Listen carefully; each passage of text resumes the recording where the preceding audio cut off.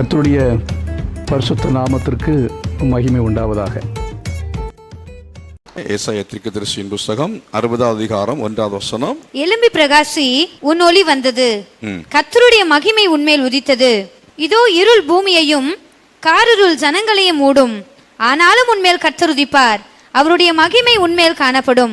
உன் வெளிச்சத்தின் இடத்துக்கு ஜாதிகளும் உதிக்கிற உன் ஒளியின் இடத்திற்கு ராஜாக்களும் நடந்து வருவார்கள். சுற்றிலும் உன் கண்களை ஏறெடுத்து பார், அவர்கள் எல்லாரும் ஏகமாய் கூடி உன்னிடத்திற்கு வருகிறார்கள். உன் குமாரர் தூரத்திலிருந்து வந்து உன் குமாரத்திகள் உன் பக்கத்திலே வளர்க்கப்படுவார்கள். அப்பொழுது நீ அதை கண்டு ஓடி வருவாய், உன் இருதயம் அதிசயப்பட்டு பூரிக்கும். கடற்கரையின் திரளான கூட்டம் உன் வசமாக திரும்பும், ஜாதிகளின் பலத்த சேனை உன்னிடத்துக்கு வரும். ஒட்டகங்களின் ஏராளமும் மீதியான ஏப்பா தேசங்களின் வேகமுமான ஒட்டகங்களும் உன்னை மூடும். சேபாவில் உள்ளவர்கள் யாவரும் பொன்னையும் தூப வர்க்கத்தையும் கொண்டு வந்து கர்த்தரின் துதிகளை பிரசித்திப்படுத்துவார்கள். கேதாரின் ஆடுகள் எல்லாம் உன்னிடத்தில் சேர்க்கப்படும். நெபாயோத்தின் கடாக்கள் உன்னை சேவித்து அங்கீகரிக்கப்பட்டதாய் என் பலிபீடத்தின் மேல் ஏறும். என் மகிமையின் ஆலயத்தை மகிமைப்படுத்துவேன். மேகத்தை போலவும் தங்கள் பலகனி துவாரங்களைப் போலவும் தீவிரிக்கிற புறாக்களைப் போலவும் பறந்து வருகிற இவர்கள் யார்? தீவுகள் எனக்கு காத்திருக்கும். அவர் உன்னை மகிமைப்படுத்தினார் என்று உன் பிள்ளைகளையும் அவர்களோட கூட அவர்கள் பொன்னையும் அவர்கள் வெள்ளியையும் உன் தேவனாகிய கர்த்தரின் நாமத்துக்கென்றும் இஸ்ரவேலின் பரிசுத்தருக்கென்றும் தூரத்திலிருந்து கொண்டு வர தர்ஷீஷின் கப்பல்களும் ஏற்கனவே எனக்கு காத்திருக்கும். அந்நியரின் புத்திரர் உன் மதில்களை கட்டி அவர்களுடைய ராஜாக்கள் உன்னை சேவிப்பார்கள். என் கடும் கோபத்தினால் உன்னை அடித்தேன், ஆனாலும் என் கிருபையினால் உனக்கு இறங்கினேன். உன்னிடத்துக்கு ஜாதிகளின் பலத்த சேனை கொண்டு வரும்படிக்கும் அவர்களுடைய ராஜாக்களை அழைத்து வரும்படிக்கும் உன் வாசல்கள் இரவும் பகலும் பூட்டப்படாமல் எப்பொழுதும் திறந்திருக்கும். உன்னை சேவிக்காத ஜாதியும் ராஜ்யமும் அழியும், அந்த ஜாதிகள் நிச்சயமாய் பாழாகும். என் பரிசுத்த ஸ்தானத்தை சிங்காரிக்கும்படிக்கு லீபனோனின் மகிமையும் தேவதார விருட்சங்களும் பாய்மர விருட்சங்களும் புன்னை மரங்களும் கூட உன் இடத்திலிருந்து கொண்டு வரப்படும். என் பாத ஸ்தனத்தை மகிமைப்படுத்துவேன். உன்னை ஒடுக்கினவர்களின் பிள்ளைகளும் குனிந்து உன் இடத்திற்கு வந்து உன்னை அசட்டை பண்ணின யாவரும் உன் காலடியில் பணிந்து உன்னை கர்த்தருடைய நகரம் என்றும் இஸ்ரவேலுடைய பரிசுத்தரின் சீயோன் என்றும் சொல்வார்கள். நீ நெகிழப்பட்டதும் கைவிடப்பட்டதும் ஒருவரும் கடந்து நடவாதிருந்ததுமாய் இருந்தாய், ஆனாலும் உன்னை நித்தியம் ஆட்சிமையாகவும் தலைமுறை தலைமுறையாய் இருக்கும் மகிழ்ச்சியாகவும் வைப்பேன். நீ ஜாதிகளின் பாலை குடித்து ராஜாக்களின் முளைப்பாளையம் உண்டு கர்த்தராகிய நான் இரட்சகர் என்றும் யாக்கோபின் வல்லவர் உன் மீட்பர் என்றும் அறிந்து கொள்வாய். நான் வெண்கலத்துக்கு பதிலாக பொன்னையும் இரும்புக்கு பதிலாக வெள்ளியையும் மரங்களுக்கு பதிலாக வெண்கலத்தையும் கற்களுக்கு பதிலாக இரும்பையும் வரப்பண்ணி உன் கண்காலிகளை சமாதானம் உள்ளவர்களும் உன் தண்டற்காரரை நீதி உள்ளவர்களும் ஆக்குவேன். இனி கொடுமை உன் தேசத்திலும் அழிவு நாசமும் உன் எல்லைகளிலும் கேட்கப்பட மாட்டாது. உன் மதில்களை ரட்சிப்பென்றும் உன் வாசல்களை துதி என்றும் சொல்லுவாய். இனி சூரியன் உனக்கு பகலிலே வெளிச்சமாய் இராமலும் சந்திரன் தன் வெளிச்சத்தினால் உனக்கு பிரகாசியாமலும் கர்த்தரே உனக்கு நித்திய வெளிச்சமும் உன் தேவனே உனக்கு மகிமையுமாய் இருப்பார். உன் சூரியன் இனி அஸ்தமிப்பதும் இல்லை, உன் சந்திரன் மறைவதும் இல்லை. கர்த்தரே உனக்கு நித்திய வெளிச்சமாய் இருப்பார். உன் துக்க நாட்கள் முடிந்து போம். உன் ஜனங்கள் யாவரும் நீதிமான்களும் என்றைக்கும் பூமியை சுதந்தரிக்கும் குடிகளும் நான் நட்ட கிளைகளும் நான் மகிமைப்படும்படி என் கரங்களின் கிரியைகளுமாய் இருப்பார்கள். சின்னவன் 1000 சிறியவன் பலத்த சாதியும் ஆவான். கர்த்தராகிய நான் ஏற்ற காலத்தில் இதை தீவிரமாய் நடப்பிப்பேன். என்ன ஆண்டவர் சொல்லியிருக்கிறார் பாருங்க. ஒரு 7 விஷயங்களை இதில் நம்ம பார்க்க முடியும். அந்த 7 விஷயங்கள்ல ஒன்று என்ன அப்படின்னு பார்த்தோம் என்றால், இருள் பூமியையும் காரிருள் ஜனங்களையும் என்ன செய்யுமா? மூடும், ஆனாலும் கர்த்தர் உன்மேல் உதிப்பார். அல்லேலூயா. இருள் அப்படி என்று சொல்வது என்ன? பாவம். இருள் என்று சொல்வது என்ன? பயங்கரமான தீமையான காரியங்கள், பல கொள்ளை நோய்களும் பல கொடிய நோய்களும் எல்லாமே உலகமெல்லாம் பூமியெல்லாம் ஊரு உலகமெல்லாம் வந்து மூடும்போது கர்த்தர் நம் மேல் அவர் என்ன செய்வார் என்றால் வெளிச்சமாயிருப்பார். ஆமென். அல்லேலூயா. நமக்கு அந்த வியாதிகள்னாலே பாதிப்பு வராதபடி கர்த்தர் நமக்கு அவர் பாதுகாப்பாக அவர் நம்மேல் அவர் உதிப்பேன் என்று அவர் சொல்லுகிறார். ஆபத்துக்கள் பிரச்சனைகள் உலகத்துல அதிகமாக வரும் பொழுது யுத்தங்கள் வரலாம், நாசமோசங்கள் வரலாம், பஞ்சம் வரலாம், நெருக்கடியான சூழ்நிலைகள் வரும், பொருளாதார நெருக்கடிகள் வரலாம். வர்ற சமயத்துல நம்ம பயப்பட வேண்டிய அவசியம் இல்லை. அல்லேலூயா. கர்த்தருடைய பிள்ளைகளாக இருக்கிறதான நம்மை பார்த்து கர்த்தர் சொல்லுகிறார், இருள் பூமியையும் காரிருள் ஜனங்களையும் மூடும், ஆனாலும் உன்மேல் கர்த்தர் உதிப்பார். ஜனங்கள் இருளுக்குள்ளாலே சிக்கி தவிக்கும் பொழுது, ஜனங்கள் இந்த காரிருளிலே சிக்கி தவிக்கும் பொழுது, இருள் மூடும் பொழுது எப்படி இருக்கும்னு கொஞ்சம் யோசித்து பாருங்க. ஒரு ஆள் இருட்டில் மாட்டிக்கிட்டானா எப்படி இருக்கும்? இருளில் மாட்டிக்கிட்டானா அது பயத்தை கொடுக்கும். முதலாவது இருள் பயத்தை கொடுக்கக்கூடியதாக இருக்கிறது. இருளில் ஒருவன் இருக்கிற சமயத்தில் அவனால் எந்த காரியத்தையும் செய்ய முடியாது, அவனுக்கு வழி தெரியாது, தடுமாறுவான், இடறுவான். இந்த மாதிரிலாம் நிறைய சொல்லலாம். உங்களை ஒரு இருட்டு அறையில் போட்டால் எப்படி இருக்கும்? நாம் இருக்கிறதான இந்த சேலத்தில் எல்லா இடமுமே கரண்ட் போயிடுச்சுன்னு வச்சுக்கிங்க. சென்னையில் நீங்கள் கொஞ்சம் காலத்துக்கு முன்பதாக, சில வருடங்களுக்கு முன்பதாக பெரிய புயல் மழை வந்தபோது அந்த டேம் எல்லாம் உடைஞ்சி சென்னை பட்டணம் நிரம்பிச்சு. கடைசியில் என்னன்னா வெளிச்சம் கிடையாது, வெளிச்சம் இல்லை. எங்க யாரு எங்க இருக்கா ஒண்ணுமே தெரியாது. மகள் எங்க இருக்கான்னு தெரியாது, மகன் எங்க இருக்கிறாங்கன்னு தெரியாது. அதுக்கு முன்னால போன்ல கான்டாக்ட் பண்ணி டெய்லி கம்யூனிகேட் பண்ணிட்டு இருந்தவங்களுக்கு இப்போ அவங்களுக்கு என்னாச்சு, இவங்களுக்கு என்னாச்சு அப்படிங்கிற ஒரு பயங்கரமான ஒரு சூழ்நிலை. உலகத்துக்கு பயங்கரமான சூழ்நிலை வரும், உங்க பக்கத்து வீட்டுக்கு பயங்கரமான சூழ்நிலை வரும். ஆனாலும் கர்த்தர் சொல்கிறார், நான் உங்களுக்கு வெளிச்சமாய் இருப்பேன். ஹல்லேலூயா. கர்த்தர் நமக்கு வெளிச்சமாய் இருப்பார். அவங்க சொல்ற ஆண்டவர் அந்த மாதிரிப்பட்டதான ஆட்கள் அநேகரை அவர் வெளிச்சமாய் இருந்து அவர்களை அவர் காப்பாற்றி இருக்கிறார். அற்புதமாய் கர்த்தர் அவளை காப்பாற்றி இருக்கிறார். அந்த வெள்ள சேதத்திலிருந்து கர்த்தர் அவளை காப்பாற்றி இருக்கிறார். நீங்களும் சில இக்கட்டான சூழ்நிலையில கடந்து போகும் பொழுது ஆண்டவர் உங்கள் மேல் உதிப்பார். அவர் நீதியின் சூரியன் உங்கள் குடும்பத்தில் வந்து உதித்து அந்த குடும்பத்தினுடைய இருளை கர்த்தர் போக்குவார், அந்த கஷ்டத்தை கர்த்தர் போக்குவார். உங்களுடைய வேதனைகளையும் உங்களுடைய எல்லா துன்பங்கள் இருந்தும் ஆண்டவர் உங்களை விடுவிப்பதற்காக விடிவெள்ளி நட்சத்திரமாக உதிக்க போகிறார், நீதியின் சூரியனாக உதிக்க போகிறார். கரங்களை வைத்து கர்த்தரை மகிமைப்படுத்தும். ஹல்லேலூயா. என்னுடைய ராக்காலம் முடிவு பெற்றது, எனக்கு வெளிச்சம் வந்தது என்று சொல்ல முடியும். அப்படிதானே? சிலெல்லாம் நீங்கள் இன்னும் ராக்காலத்தில் இருக்கிறீங்க, இருட்டுக்குள்ளேயே நீங்கள் தொடர்ந்து போய்கொண்டு இருக்கிறீர்கள். ஒருவேளை உங்க வாழ்க்கையில ஆரோக்கிய குறைவு இருக்கலாம், சில சத்து குறைவுகள் இருக்கலாம், சில குறைபாடுகள் இருக்கலாம். இயேசுவாகிய ஒளியினிடத்துக்கு வராதவனுக்கு ஆரோக்கியம் இல்லை. இயேசுவாகிய ஒளியினிடத்திலே வராதவனுக்கு இந்த வெளிச்சம் படவில்லை என்றால், வெளிச்சத்திடத்தில் வரவில்லை என்று சொன்னால், உங்களுடைய வாழ்க்கையிலே அன்பு, சமாதானம், சந்தோஷம், இந்த நற்குணங்கள் இவைகள் ஒன்றுமே இருக்காது. இதுல குறைவு இருக்கும். ஒருவேளை கொஞ்சம் இருக்கலாம், ஆனா இருக்க வேண்டிய அளவுக்கு அது சரியாக இருக்கிறதில்லை, சிலருக்கு சுத்தமாக இருக்கிறதே இல்லை. ஆகவே உங்கள் வாழ்க்கையில இருளை போக்குகிறது, தீய சுபாவங்களை போக்குறதற்காக ஆண்டவர் சொல்கிறார், நான் உங்கள் மேல் உதிப்பேன். ஹல்லேலூயா. நான் உங்கள் மேல் உதிப்பேன் என்று ஆண்டவர் சொல்லுகிறார். அடுத்த வசனத்திலே சொல்லி இருக்கிறது, உன் வெளிச்சத்தினிடத்திற்கு ஜாதிகளும் உதிக்கிற உன் ஒளியினிடத்திற்கு ராஜாக்களும் என்ன செய்வார்கள்? நடந்து வருவார்கள். நம்மிடத்தில் வெளிச்சம் வந்ததுக்கு பிறகு, நாம் வெளிச்சமாய் மாறினதுக்கு பிறகு, அவர் நம்ம மேல உதிக்கிற சமயத்துல நம்ம என்ன செய்வோம் என்று சொன்னால், சூரியனுடைய வெளிச்சத்தை சந்திரன் பெற்றுக்கொண்டு அது மற்றவங்களுக்கு என்ன செய்கிறது? இருளிலே வெளிச்சம் கொடுக்கிறது போல நம்மையும் கர்த்தர் என்ன செய்கிறார் என்றால், அவர் வெளிச்சத்தை நாம் பெற்று பிறருக்கு நாம் வெளிச்சம் கொடுக்க வேண்டும் என்று அவர் விரும்புகிறார். சூரியன் பகல்ல வெளிச்சம் கொடுக்கும், சந்திரன் என்ன செய்யும்? இரவிலே வெளிச்சத்தை கொடுக்கும். பகல்ல அதனுடைய வெளிச்சம் என்னன்னா ரொம்ப அதிகமா இருக்கிறதுனால அந்த வெளிச்சம் வந்து பகலுக்குரியதாக இருக்கிறது, பகலுக்குரிய வெளிச்சம். அந்த பகல் அந்த வெளிச்சத்தினால பகலாக இருக்கிறது, கொஞ்சம் கூட இருள் இருக்கவே இருக்காது. அந்த அளவுக்கு நம்ம பிரகாசிக்க முடியாது, சூரியன் பிரகாசிக்கிறது போல பிரகாசிக்க முடியாது. அதனுடைய வெளிச்சத்தை வாங்கி பிரகாசிக்கிறதுனால இதனுடைய பிரகாசம் அது மிக மிக குறைவாகத்தான் இருக்கும்.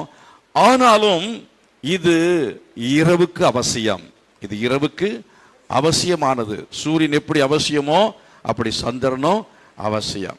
ஆகவே இந்த உலகத்துக்கு வெளிச்சத்தை கொடுப்பதற்கு தேவன் அவர் தன்னுடைய குமாரனாகிய இயேசு கிறிஸ்துவை அவர் உலகத்துக்கு அனுப்பி இருக்கிறார். மாத்திரமல்ல, அந்த இயேசு கிறிஸ்துவின் மூலமாக கிடைக்கிற வெளிச்சம் மாத்திரம் போதாது. ஆண்டவர் என்ன செய்கிறார்? நம்ம எல்லாரையும் இந்த உலகத்துக்கு வெளிச்சமாக இருக்க வேண்டும் என்று விரும்புகிறார். எத்தனை பேர் வெளிச்சமாக மாறணும் விரும்புறீங்க? ஆண்டவரே, நான் மற்ற மக்களுக்கு நான் வெளிச்சம் கொடுக்க வேண்டும் என்று சொல்லி தேவனுடைய சமூகத்தில் நீங்கள் என்ன செய்ய வேண்டும்? அவருடைய வெளிச்சத்தை பெற்றுக்கொள்ள வேண்டும். அல்லேலூயா. வெளிச்சம் வரணும்னா என்ன செய்யணும்? சந்திரன் வெளிச்சம் பெறணும்னா சந்திரனுக்கும் சூரியனுக்கும் இடையில எந்த காரியங்களும் வரக்கூடாது. சந்திரனுக்கும் பூமி, அதாவது சூரியனுக்கும் இடையில ஏதோ ஒன்று வந்துச்சுன்னா அதுக்கு பேர் என்னது? சந்திர கிரகணம். அப்படித்தானா? சந்திர கிரகணம்னா சுத்தமா சந்திரனே தெரியாது, சந்திரன் தெரியாது. வெளிச்சம், சந்திரனுடைய வெளிச்சம் பூமிக்கு கிடைக்கவே கிடைக்காது. அதே போல அந்த நாட்கள் முன்னால் சொன்ன சந்திர கிரகணம் வரும்போது சொல்லும்போது என்ன, ஏதோ ஒரு பெரிய பாம்பு என்ன செய்தான், அதை விழுங்கிச்சுன்னு சொல்லுவாங்க. அது அவங்க சொல்றது உண்மை இல்லை. ஆனால் அதில் ஒரு உண்மையை நான் சொல்றேன். என்னன்னா, நம்ம சில சமயத்தில் பாம்பு விழுங்கிறோம். அப்போதான் நம்ம வெளிச்சம் என்ன செய்யுது? போய் சந்திர கிரகணமாக மாறிடுறோம். ஏதேன் தோட்டத்தில் ஏவாளும் ஆதாவும் நல்ல பிரகாசமாக தான் இருந்தாங்க, நல்ல சந்திரனை போல பிரகாசிக்கிற மக்களாகத்தான் இருந்தாங்க. அப்படி நீதி சந்திரனை போல பிரகாசமாக தான் இருந்தது. அப்படி விசுவாசமும் அவருடைய பரிசுத்தம் எல்லாமே சந்திரனை போல பிரகாசமாகத்தான் இருந்தார்கள். ஆனால் என்ன, அவர்களை வஞ்சகனாகிய பிசாசு அவர்களை என்ன செய்த? வஞ்சித்து விட்டபடினாலே அந்த வஞ்சக வலையிலே சிக்கி கொண்டவர்கள். தேவனுக்கும் நமக்கும் இடையிலே அந்த தொடர்பு எப்பொழுது துண்டிக்கப்படுகிறதோ அப்பொழுது நாம் என்ன இழந்து விடுகிறோம்? அந்த வெளிச்சத்தை இழந்து விடுகிறோம். மற்றவங்களுக்கும் வெளிச்சம் கொடுக்க முடியாது, நமக்குள்ளேயும் அந்த வெளிச்சம் இருக்காது. அந்த வெளிச்சம் இருக்கும் பொழுது சந்திரனிலே ஒருவேளை நாம போய் நின்றால் அந்த சந்திரன் அங்கே வெளிச்சமா இருக்கும். சந்திரன்ல நடக்கிறவங்களுக்கு வெளிச்சமா இருக்கும். சந்திரன்ல வெளிச்சம் இருக்கும் பொழுது அது பூமிக்கும் என்ன செய்கிறது? வெளிச்சம் கொடுக்கிறது. சந்திரனுக்கும் வெளிச்சம், பூமிக்கும் வெளிச்சம். ஆகவே இயேசு கிறிஸ்துவினுடைய அந்த வெளிச்சத்தை நம்ம பெற்றுக்கொள்கிற சமயத்தில் நமக்குள்ளாலையும் ஒரு வெளிச்சம் வருகிறது. அல்லேலூயா. எத்தனை பேர் நீங்க வெளிச்சம் உள்ளவங்களா மாறுறீங்க? எத்தனை வெளிச்சம் உள்ளவங்களா மாறி இருக்கிறீங்க? நமக்குள்ளால வெளிச்சம் வருவது என்று சொன்னால் என்ன? ஒரு மன தெளிச்சல், ஒரு தெளிவு, கலக்கம் இல்லை, நல்ல ஒரு பிரைட்டா இருப்போம் அப்படின்னு அர்த்தம். ஒரு இடரல் இல்லை, ஒரு குழப்பம் கிடையாது, ஒரு சமாதானம், ஒரு சந்தோஷம், பயம் இல்லை. இதெல்லாம் நம்ம வாழ்க்கையில இருக்கும். எப்போன்னா அவருடைய வெளிச்சம் நமக்குள்ளே கடந்து வரும் பொழுது. எப்போ அந்த வெளிச்சம் தடைபடுகிறதோ அப்போ உடனடியாகவே நமக்குள்ள பயம் வருகிறது. எப்போ பாவம் வருகிறதோ அப்போவே நமக்குள்ள ஒரு பயம் வருகிறது. எப்போ நம்ம டிஸ்கனெக்ட் ஆகிறோமோ அப்போவே நமக்குள்ளால என்ன உண்டாகிறது? அந்த இருளின் நிமித்தமாய் உண்டாகிற அந்த வேதனையை நம்ம என்ன செய்கிறோம்? அனுபவிக்கிறோம். மாத்திரமல்ல, அந்த இருளினுடைய பாதிப்பு நமக்கு உண்டாகிறது. வெளிச்சம் இல்லாததுனால உண்டாகிறதான அந்த குறைவுகளை நாம் என்ன செய்கிறோம்? அனுபவிக்க ஆரம்பிக்கிறோம். அப்படினால நம்ம என்ன செய்ய வேண்டும் என்றால், ஆண்டவரை விட்டு ஒரு நாளும் ஏதோ நம்ம பிரிக்காதபடி பார்த்து கொள்ள வேண்டியது அவசியமாக இருக்கிறது. ஹல்லேலூயா. ஆகவே அப்போஸ்தலனாகிய பவுல் சொல்கிறான், என்ன சொல்கிறான்? கிறிஸ்துவின் அன்பை விட்டு என்னை பிரிப்பவன் யார்? இயேசு கிறிஸ்துவனுடைய அந்த அன்பை விட்டு நாம் பிரிந்து விடக்கூடாது. அந்த ஐக்கியத்தை விட்டு பிரிந்து விடவே கூடாது. அந்த உறவை விட்டு நாம் பிரிந்து விடவே கூடாது. அந்த உறவில் நம்ம எப்போதும் நிலைத்து இருக்க வேண்டியது அவசியமாக இருக்கிறது. ஞாயிற்றுக்கிழமை ஆலயத்துக்கு வரோம் எதுக்காக? அந்த உறவை புதுப்பித்துக் கொள்வதற்காக தான், அந்த உறவிலே நிலைத்திருப்பதற்காக தான். எதற்காக வேத புத்தகத்தை நம்ம வாசிக்கணும்னு சொல்றோம்? அந்த உறவிலே நாம் நிலைத்திருப்பதற்காக தான், அந்த அன்பிலே நாம் நிலைத்திருப்பதற்காக தான். ஏன் நாம் ஜெபம் பண்ண வேண்டும் என்று சொல்கிறோம்? அந்த அன்பிலே நாம நிலைத்திருப்பதற்காக தான். அவரோடு உள்ளதான அந்த கனெக்டிவிட்டி, அதுல நம்ம தொடர்ந்து இருக்க வேண்டும் என்றால் ஜெபம் தேவை, அது அவசியமாக இருக்கிறது. கர்த்தரை மகிமைப்படுத்துவோம். ஹல்லேலூயா. வேதத்துல வாசித்து பாருங்க, சங்கீதத்தின் புத்தகம் 34ஆம் அதிகாரம் 5ஆம் வசனத்தை வாசித்து பாருங்க. என்ன சொல்லப்பட்டிருக்கிறது? அவர்கள் அவரை நோக்கி பார்த்து பிரகாசம் அடைந்தார்கள். ஹல்லேலூயா. அவரை நோக்கி பார்க்கிறவர்கள் என்ன செய்வார்கள்? பிரகாசம் அடைவார்கள். உங்க வாழ்க்கையில நீங்க பார்க்க வேண்டியது யார் தெரியுமா? நீதியின் சூரியனாம் இயேசுவை பார்க்கணும். அவருடைய முகத்தை நாம பார்த்து விட்டோம் என்றால் நமக்கு பிரகாசம் வரும். காலையில் எழும்பி யார் முகத்தை பார்க்கணும்? அப்படி முகத்தை பார்க்கிறவர்கள் பிரகாசம் அடைந்தார்கள். காலையில எழும்பி நம்ம யார் முகத்தை முதல்ல பார்க்கணும்? இயேசு கிறிஸ்துவின் முகத்தை பார்க்கணும். அவருடைய முகத்தை நம்ம தரிசிக்கணும். சூரியன் வர்றதுக்கு முன்னாலேயே, மற்ற மக்கள் எல்லாம் எழும்புறதுக்கு முன்னாலேயே, பிறருடைய முகத்தை பார்க்கறதுக்கு முன்பதாகவே அதிகாலையில் எழும்பி ஜெபிக்கிறவங்க, அவங்க வாழ்க்கை பிரகாசமா மாறும். அவங்க வாழ்க்கை பிரகாசமாய் மாறும். நமக்கும் பிரகாசமா இருக்கணும் விருப்பம். நம்ம இருளெல்லாம் போகணும்னு சொல்லி விரும்புகிறோம். சிறப்பாய் கத்த வைக்கணும்னு சொல்லி விரும்புகிறோம். புகழ்ச்சியிலும் கீர்த்தியிலும் மகிமையிலும் சிறந்திருக்க வேண்டும் என்று சொல்லி விரும்புகிறோம். ஆனால் விரும்பினா மட்டும் போதுமா? போதாது. என்ன செய்யணும்? அப்போ அதிகாலையில் அப்போ எழுப்பி ஜெபம் பண்ணுறீங்க அப்படின்னா உங்களுக்கு கர்த்தர் சொல்கிறாரு, உங்களை புகழ்ச்சியிலும் கீர்த்தியிலும் மகிமையிலும் சிறந்திருக்க பண்ணுவார். அல்லேலூயா. காலைதோறும் கர்த்தர் என்ன வைத்திருக்கிறாராம்? புதிய கிருபை வைத்திருக்கிறார். காலைதோறும் ஆண்டவர் புதிய கிருபை வைத்திருக்கிறார். ஆகவே கர்த்தர் அந்த கிருபையை நமக்கு ஒரு நாளும் அவர் தருவார். காலைல எதுக்காக எழும்பி அவரை தேடணும்? ஒரு முகத்தை பார்க்கணும்னா அவருடைய கிருபையை பெறுறதுக்காக தான். ஆண்டவரே, இந்த நாளுக்குரிய கிருபை எனக்கு தாங்கப்பா. அவர் கிருபை இல்லாம ஒரு நாள் கூட கதை ஓடாது. ஒரு நாள் கூட நம்ம கதை ஓட்ட முடியாது. குழம்பிடுவோம். நம்ம வாழ்க்கையில பெரிய பிரச்சனை வந்துடும். பயங்கரமான போராட்டங்கள் நம்ம வாழ்க்கையில வரும். அதில் எல்லாவற்றிலையும் ஜெயம் எடுக்க வேண்டும் என்றால் தேவனுடைய கிருபை நமக்கு தேவை. காரில் மூடும் பொழுது அல்லாட பிசாசு நமக்கு எதிராக பல காரியங்களை கொண்டு வரும் பொழுது அதை மேற்கொள்வதற்கு தேவனுடைய கிருபை நமக்கு தேவைப்படுகிறது. இதை யார்கிட்ட நம்ம கற்றுக்கொள்கிறோம் தெரியுமா? தாவீது என்கிற ராஜாட்ட கற்றுக்கொள்கிறோம். தாவீது ரொம்ப பிரகாசமா இருந்தான், சிறந்த ராஜாவாக இருந்தான். அதாவது இஸ்ரவேல் ஜனங்கள் மத்தியில இஸ்ரவேலுடைய ராஜாக்களிலேயே மிக சிறந்த ராஜா யாரு? தாவீது. இன்னும் சொல்ல போனா உலகத்திலேயே சிறந்த ராஜானே சொல்லலாம். யாரை சொல்லலாம்? தாவீதை சொல்லலாம். தாவீது சிறந்த ராஜாவாயிருப்பதுக்கு அவனை கர்த்தர் புகழ்ச்சியிலும் கீர்த்தியிலும் மகிமையிலும் சிறந்திருக்க பண்ணினாரே. காரணம் என்ன அப்படின்னு அதுல ஒரு காரணத்தை சொல்ல முடியுமா? என்ன காரணம்? காலையிலே அதிகாலை எழும்பி நான் என்ன செய்கிறேன்? ஆயத்தமாகி வந்து காத்திருப்பேன் என்று சொல்லுகிறான்.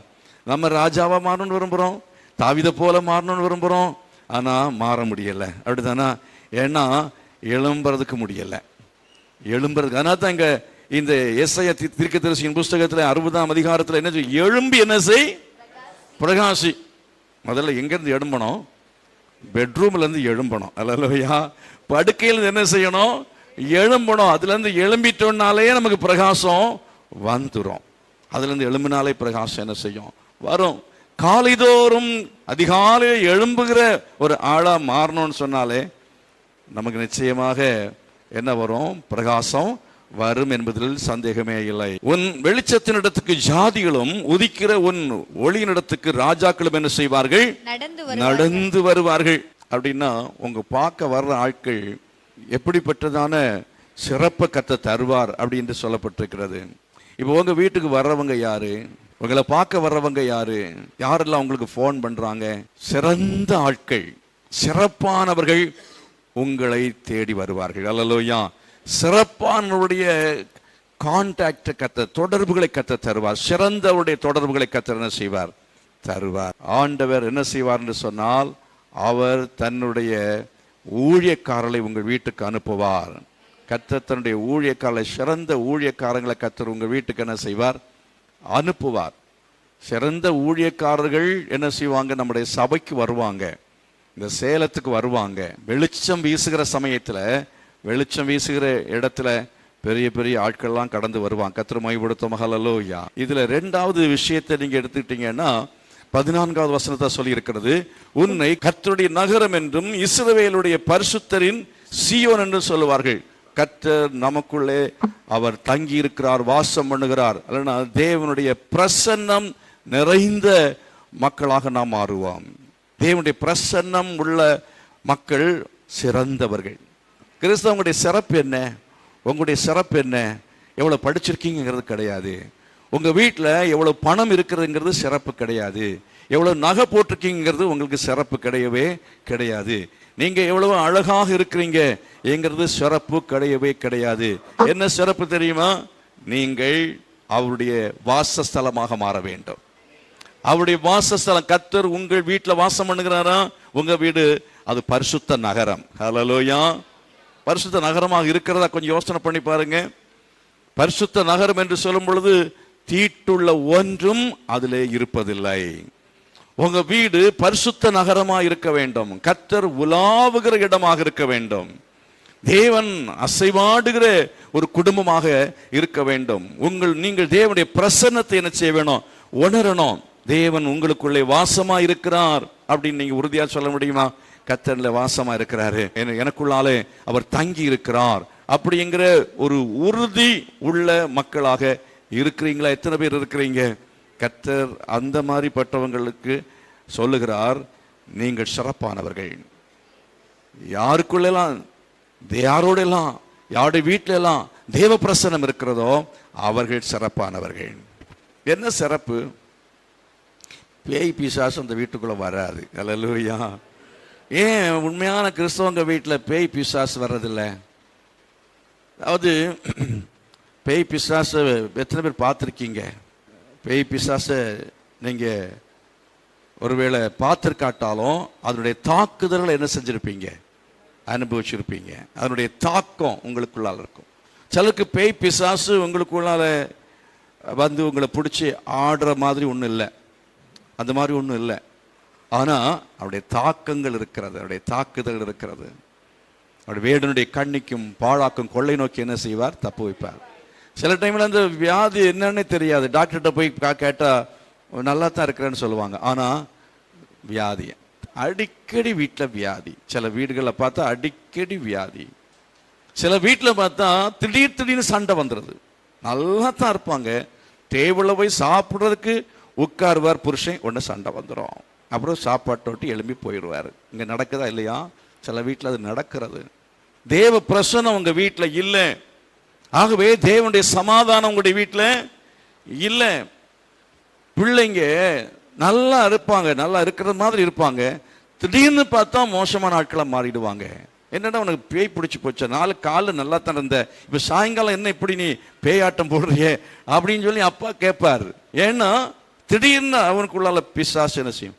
வந்துடும். பன்றிகளுக்குள்ளே என்ன தேகிவன் பிசாசு யார் எங்கே போச்சுதான்? பன்றிகளுக்குள்ளே போய். கடலுக்குள்ளே போனது பரவாயில்ல, பன்றிக்குள்ளே போச்சு. அப்போ கடலுக்குள்ளே போனால் கடலுக்குள்ளாலும் கொந்தளிப்பு ஏற்பட்டுருக்கும் இல்லையா? பன்றிக்குள்ளேயும் போனால் பிரச்சனை தான், கடலுக்குள்ளே போனால் அதை விட மோசம்தான். எங்கே இயற்கையே பிசாசு என்ன செய்வான்? அவன் இயற்கையின் மூலமாக பல பாதிப்புகளை உண்டாக்க முடியும். இந்த சேலத்தில் தேவ பிரசன்னம் நிரம்பி இருக்கும்னா சரியாக மழை பெய்ய வேண்டிய அளவாக பெய்யும், அது ஒழுங்காக இருக்கும். தேவையில்லாத சூறாவளி காற்றெல்லாம் என்ன செய்யாது? வராது. யோபு வீட்டில் பாருங்க, யோபு வீட்டில் அந்த சூறாவளி காற்று அடித்ததுனால பிள்ளைகள் அத்தனை பேருடைய வீடும் அழிந்து போனது என்று சொல்லி பார்க்குறோமே. அந்த காற்றை கொண்டு வரவழைச்சது யாரு? சாத்தான் தானே. அப்போ சாத்தானுக்கு காற்றின் மேலே அவனுக்கு முழு அதிகாரம் இல்லை. கர்த்தர் அனுமதித்தால் அவன் என்ன செய்ய முடியும்? அந்த காற்றை கொண்டு நமக்கு சேதத்தை வரவழைக்க முடியும். மழையை கொண்டு நமக்கு சேதத்தை வரவழைக்க முடியும். உங்க வீட்டில் சண்டையை உண்டாக்க முடியும், பிரச்சனைகளை குழப்பங்களை உண்டாக்க முடியும். சில சமயத்தில் திருடனே வீட்டுக்குள்ள புகுந்துருவான். ஆனா ஆண்டவர் என்ன சொல்றாரு? உன் பாதம் கல்லில் இடராதவர்களுக்கு தூதர்களுக்கு என்ன செய்வேன்? கட்டளை இடுவேன் என்று கர்த்தர் சொல்லுகிறார். ஆகவே நம்ம ஆண்டுடைய பிள்ளைகளாக இருக்கிறதான சமயத்தில் கர்த்தர் நமக்கு சிறப்பானவர்கள் என்று அவர் நம்மை என்ன சொல்றாருன்னா, அவருடைய பிரசன்னத்தால நிரம்பி இருக்கிறதான குடும்பம், அவருடைய பிரசன்னத்தால மகிமையினால மூடி இருக்கிற ஒரு மனுஷன், தேவ பிரசன்னம் அடைந்தவன். இயேசு யாருடைய வாழ்க்கையில தங்கி இருக்கிறாரோ, உறைவிடமாக யாருக்குள்ள இருக்கிறாரோ அவர்களை பற்றி கர்த்தர் சொல்றாரு, நீ சிறப்பானவன். அல்லேலூயா. யாத்திராகமம் 34:29. சாட்சி பலகைகள் இரண்டையும் தன் கையில் எடுத்துக்கொண்டு சீனாய் மலையிலிருந்து இறங்குகிற பொழுது தன்னோட அவர் பேசினதினாலே தன் முகம் பிரகாசித்திருப்பதை அவன் அறியாதிருந்தான். அதாவது தேவன் அவனோடு பேசினதினாலே. எப்ப பேசுவாரு? மலையில ஜனங்களை விட்டு பிரிந்து தனியாக உட்கார்ந்து இருந்தான். தனிமையாய் கர்த்தருடைய சமூகத்திலே நாம் உட்கார்ந்து உறவாடணும். எவ்வளவு நாள்? 40 நாட்கள் உபவாசம் பண்ணி ஜெபம் பண்ணா. 40 days. உங்க வீட்டில் உபவாசம் இருக்கிறதா? நம்ம வாழ்க்கையில் உபவாசம் இருக்கிறதா? உபவாசத்திற்கு அவ்வளவு வலிமை உண்டு. 8வது வசனத்துல படிக்கிறீங்க, வாசித்து பாருங்க. 58:8. அப்பொழுது விடியற்கால வெளுப்பை போல உன் வெளிச்சம் எழும்பி உன் சுகவாழ்வு சீக்கிரத்தில் துளிர்த்து உன் நீதி உனக்கு முன்னாலே செல்லும், கர்த்தருடைய மகிமை உன்னை பின்னாலே காக்கும். அப்பொழுது நீ கூப்பிடுவாய், கர்த்தர் மறு உத்தரவு கொடுப்பார். நீ சத்தமிடுவாய், இதோ நான் இருக்கிறேன் என்று கர்த்தர் சொல். நீ சத்தமிடு, ஐயோ ஆண்டவரே காப்பாத்துங்க அப்படின்னு சொல்லும் போது கர்த்தர் சொல், நான் இதோ இருக்கிறப்பா பயப்படாத அப்படின்னு கர்த்தர் என்ன செய்வாராம்? சொல்லுவாராம். அது மாத்திரமல்ல, முகத்தடியும் விரல் நீட்டுதலையும் நிபச்சொல்லையும் உன் நடுவிலிருந்து அகற்றுவேன். யாரும் உன கை நீட்டி எதுவுமே சொல்ல முடியாது. கர்த்தர் எல்லா விதமான தீமையான வார்த்தைகள், உங்கள் மேல வருகிறதான எல்லாவித அபாண்டமான குற்றச்சாட்டுகள் எதுவும் எல்லாவற்றுக்கும் கர்த்தர் விலக்கி என்ன செய்வாராம்? கர்த்தர் பாதுகாப்பேன் என்று ஆண்டவர் சொல்கிறார். பிரியமானவர்களே, நீங்கள் கேட்ட செய்தி உங்களுக்கு ஆசீர்வாதமாக இருந்திருக்கும் என்று நம்புகிறேன். இப்பொழுது நான் உங்களுக்காக நான் ஜெபிக்க விரும்புகிறேன். ஜெபிப்போமா? நல்ல பிதாவே, இந்த நேரத்திலும் இந்த செய்தியை கேட்ட ஒவ்வொரு மகனையும் ஒவ்வொரு மகளையும் நீர் ஆசீர்வதித்தரல வேண்டும் என்று ஜெபிக்கிறேன். ஒவ்வொருவருக்கும் நீர் உம்முடைய சமாதானத்தை கட்டளையிடுவீராக. ஒவ்வொருடைய குடும்பத்திலும் தேவைகளை நீர் அறிந்திருக்கிறவர். உடைய எல்லா தேவைகளையும் சந்திக்கும்படி ஜெபிக்கிறேன். குழந்தை பாக்கியம் இல்லாத மக்களுக்காக ஜெபிக்கிறேன். பலவிதமான துன்பங்களிலும் துயரங்களிலும் வேதனையிலும் கஷ்டங்களிலும் இருக்கிற ஒவ்வொருடைய வாழ்க்கையிலையும் கர்த்தர் அற்புதங்களை செய்வீராக. விடுதலையை நீர் கட்டளையிடும். பாவ கட்டுகளிலிருந்து விடுவிக்கும்படியாய் ஜெபிக்கிறேன். சாப கட்டுகளிலிருந்து நீர் விடுவிக்கும்படியாய் ஜெபிக்கிறேன். குடும்பங்களிலே திருமணமாகாத மக்களுக்காக ஜெபிக்கிறேன். திருமணங்கள் நடைபெற கர்த்தர் கிருபை செய்ய வேண்டும் என்று கேட்கிறேன். தீராத கொடிய வியாதிகள் இப்பொழுதே சுகமடைவதாக. இயேசுவின் நாமத்தினாலே சகலவிதமான பெல்லிசூனிய கட்டுகளும் சகலவிதமான போராட்டங்களும் குடும்பங்களை விட்டு நீங்கும்படியாய் ஜெபிக்கிறேன். இயேசுவின் நாமத்தில் குடி வெறியில் இருக்கிற மக்கள் அவைகள் எல்லாவற்றிலிருந்தும் இப்பொழுதே விடுவிக்கப்படுவார்களாக என்று சொல்லி ஜெபிக்கிறேன். கர்த்தர் தாமே ஒவ்வொரு மகனையும் ஆசீர்வதியும், ஒவ்வொரு மகளையும் கர்த்தர் ஆசீர்வதிக்க வேண்டும் என்று கேட்கிறேன். ஆசீர்வதித்தருளும். இயேசுவின் நாமத்தில் ஜெபிக்கிறேன் ஜீவனுள்ள நல்ல பிதாவே. ஆமென், ஆமென்.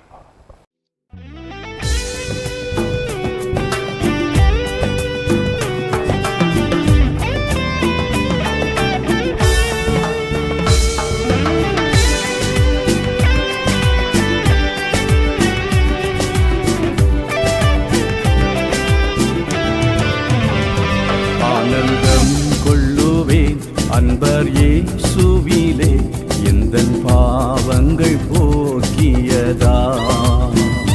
அற்புத இயேசுவை என்றும் துதித்திடுவேன். எந்தன் ஜீவியம் மாற்றியதா. அற்புத இயேசுவை என்றும் துதித்திடுவேன். எந்தன் ஜீவியம் மாற்றியதா. நான் புகழ்ந்திடுவேன் அவர் நாமமதை நன்றி நிறைந்த நல்லிதயமுடன். ஆயுட்காலமெல்லாம் துதி பாடிடுவேன் நன்றி மறவானல் மனதுடனே. ஆயுட்காலமெல்லாம் துதி பாடிடுவேன் நன்றி மறவானல் மனதுடனே.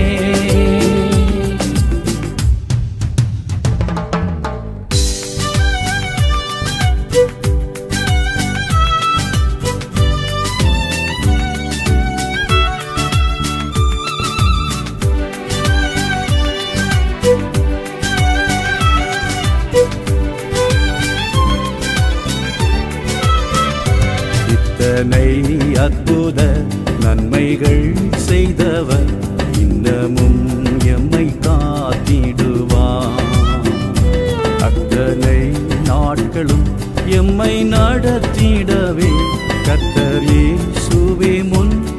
செல்கிறார்.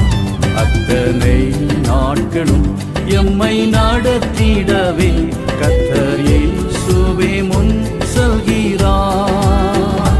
நான் புகழ்ந்திடுவே அவர் நாமமதை நன்றி நிறைந்த நல்லிதயமுடன். ஆயுட்காலமெல்லாம் துதி பாடிடுவேன் நன்றி மறவாமல் மனதுடனே. ஆயுட்காலமெல்லாம் துதி பாடிடுவேன் நன்றி மறவாமல் மனதுடனே.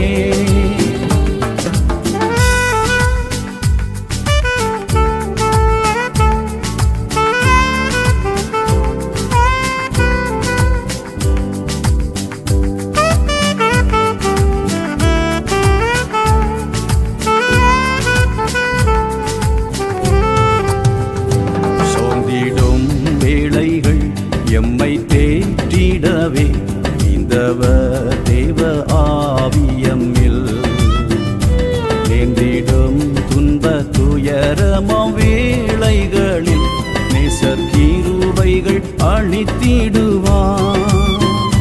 நேர்ந்திடும் துன்ப துயரமாம் வேளைகளில் நேசர் கிருபைகள் அளித்திடுவார். நான் புகழ்ந்திடுவேன் அவர் நாமமதை நன்றி நிறைந்த நல்லிதயமுடன். ஆயுட்காலமெல்லாம் துதி பாடிடுவேன் நன்றி மறவாமல் மனதுடனே. ஆயுட்காலமெல்லாம் துதி பாடிடுவேன் நன்றி மறவாமல் மனதுடனே.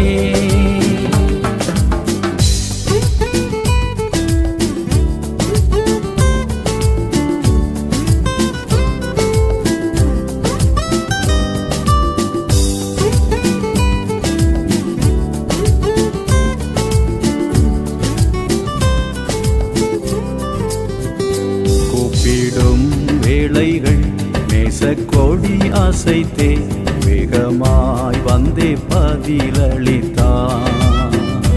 தப்பிடும் வழிகள் எந்த ஆபத்தினில் வேத வசனத்தால் நடத்திடுவார். தப்பிடும் வழிகள் எந்த ஆபத்தினில் வேத வசனத்தால் நடத்திடுவார். நான் புகழ்ந்திடுவேன் அவர் நாமமதை நன்றி நிறைந்த நல்லிதயமுடன். ஆயுட்காலமெல்லாம் துதி பாடிடுவேன் நன்றி மறவாமல் மனதுடனே. ஆயுட்காலமெல்லாம் துதி பாடிடுவேன் நன்றி மறவாமல் மனதுடனே.